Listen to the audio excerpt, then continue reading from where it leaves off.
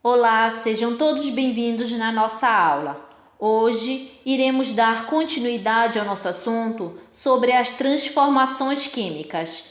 Iremos abordar as classificações dessas reações. Para que ocorra uma reação química, vale lembrar que as ligações entre os átomos e moléculas elas devem ser rompidas e devem ser restabelecidas, reorganizadas de outra maneira. Lembrando que já estudamos em aulas anteriores que os átomos envolvidos na reação irão ser formados, irão aparecer todos nos produtos, mas com um rearranjo atômico diferente. Isso que evidencia uma reação química, ou seja, é aquela transformação que ocorre nas substâncias em relação ao seu estado inicial, onde essas modificações dependem do tipo de reação pelo qual os reagentes irão passar. Existem vários critérios para classificarmos uma reação química. Iremos citar apenas 4 tipos dessas reações, que relacionam o número de substâncias que reagem e o número de substâncias produzidas. Vejamos agora as classificações das reações na nossa próxima imagem, quanto à sua complexidade de reagentes e produtos. Mas antes de falarmos como ocorre, como identificar, como classificar essas reações químicas, iremos primeiro exemplificá-las utilizando as letras A, B, C e D, certo? Para vocês entenderem melhor sobre o assunto. A primeira classificação que iremos estudar agora são as reações de síntese ou também chamadas de reações de adição. O que vem a ser essas reações? As reações de síntese ou adição são aquelas reações onde 2 ou mais substâncias elas vão dar origem a um único produto. Vejam agora no retângulo amarelo no centro da tela como seria uma representação desse tipo de reação. Nós temos aí antes da seta que nós chamamos de reagentes. São 2 elementos químicos que nós chamamos de A e B, onde esses elementos eles irão reagir formando um único produto, tá? Que é o produto AB, certo? Preste atenção. Então, em uma reação de síntese ou adição, nós temos 2 ou mais reagentes formando um único produto, ok? Vejam agora no retângulo verde o exemplo de uma reação química de síntese ou adição. Nós temos aí 2 átomos de Mg, que é o elemento químico manganês. Ele está no estado sólido. Ele está reagindo com uma molécula de O2, que nós chamamos de gás oxigênio. Ele se encontra no estado gasoso, presente na nossa atmosfera, produzindo assim 2 moléculas de MgO, que é o óxido de magnésio, tá? Que também está no estado sólido. Preste atenção na reação química, onde nós temos 2 reagentes formando um único produto. Preste atenção também que os átomos dos reagentes, que é o Mg, que é o magnésio, e o O, que é o oxigênio, obrigatoriamente eles devem aparecer nos produtos. Mas nenhum outro elemento químico ele deve aparecer aí nessa reação. Esses números 1 e 2 que estão na frente dos elementos químicos, iremos estudar mais adiante quando estudarmos o balanceamento das reações químicas. Por isso, não iremos dar ênfase a eles nesse momento, ok? Nesse vídeo, iremos aprender a identificar e classificar essas reações químicas. Vejamos agora, na nossa próxima imagem, a nossa segunda classificação, que é conhecida como análise ou decomposição. As reações químicas que são classificadas como análise ou decomposição são aquelas que possuem uma única substância no reagente, gerando 2 ou mais produtos. Preste atenção que ela é o inverso das reações de síntese ou adição que acabamos de ver, tá? Vamos entender melhor. Vejamos agora no retângulo amarelo, no centro da nossa tela, como seria essa representação desse tipo de reação. Nós temos aí, antes da seta, que nós chamamos de reagentes, tá? Que nesse caso são os elementos químicos que chamamos de AB, tá? Onde esses elementos eles irão reagir formando dois produtos, que é o elemento A e o elemento B, tá? Preste atenção. Então, em uma reação de análise ou decomposição, nós teremos um único reagente formando dois ou mais produtos. Vejamos abaixo no nosso retângulo verde um exemplo de uma reação química de análise e decomposição. Nós temos aí como exemplo duas moléculas de NaN3, que é conhecido como várias nomenclaturas diferentes, como por exemplo, ácido de sódio, o trinitreto de sódio também e outras denominações.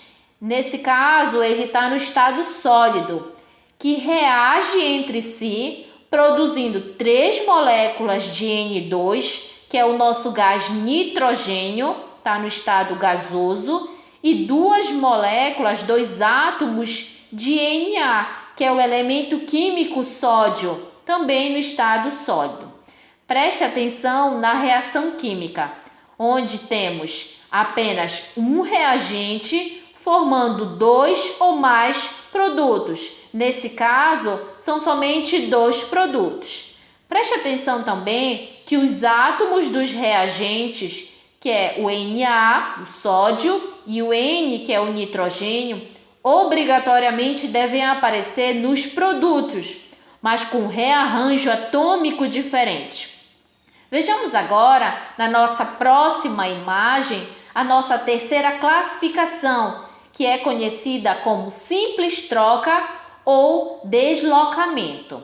A simples troca ou deslocamento ocorre quando uma substância simples ela reage com uma composta, originando novas substâncias, sendo uma simples e uma outra composta. Ou seja, os átomos da substância simples, elas trocam de lugar com o átomo da substância composta. Ao mesmo tempo, os átomos que saem da substância composta formam uma substância simples, entenderam? Preste atenção no nosso retângulo de amarelo, no centro da nossa tela. Estou mostrando como seria essa representação desse tipo de reação. Nós temos aí, antes da seta, reagentes, 2 elementos químicos, que chamamos de A e o outro que nós chamamos de BC. Sendo que o elemento A, ele representa um átomo ou uma molécula simples. Já o elemento que chamamos de BC, ele representa a molécula composta, ou seja, 2 ou mais átomos diferentes ligadas, formando essa molécula. Esses elementos irão reagir formando a molécula AC e o átomo B. Preste atenção. Então, em uma reação de simples troca ou deslocamento, nós teremos uma substância simples reagindo com uma composta, originando novas substâncias, tá? Lembrando que sendo uma simples e a outra composta, diferente do início da reação. Vejamos abaixo no retângulo verde um exemplo dessa reação química de simples troca ou deslocamento.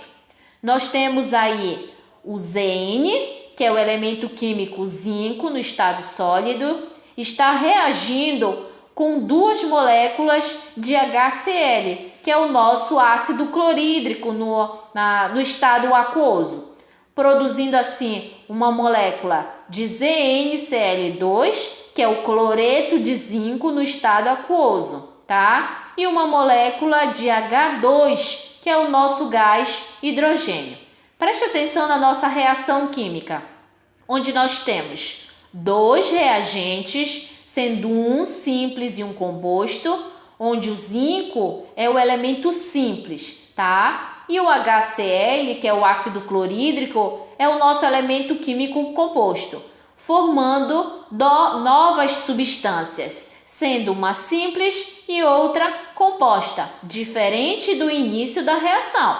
Preste atenção que a nossa reação química, o zinco irá se ligar com o cloro, formando o cloreto de zinco e o hidrogênio, que se desprende do cloro, produzindo assim o nosso gás hidrogênio.